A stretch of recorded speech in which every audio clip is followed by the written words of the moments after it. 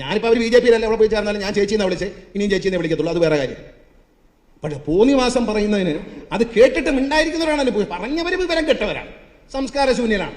പക്ഷേ കേട്ടുകൊണ്ട് മിണ്ടാതിരിക്കുന്നവർ, ആ വീട്ടിൽ കയറി നടന്ന കണ്ണൂരിൽ നിന്നാൽ തോറ്റുപോകും CPM-നോടെന്ന് പേടിച്ച് ആലപ്പുഴയിൽ കൊണ്ട് മത്സരിപ്പിച്ച് പാർലമെന്റിൽ അയച്ച, അസംബ്ലിയിൽ അയച്ച ലീഡറെ മറന്നവർ.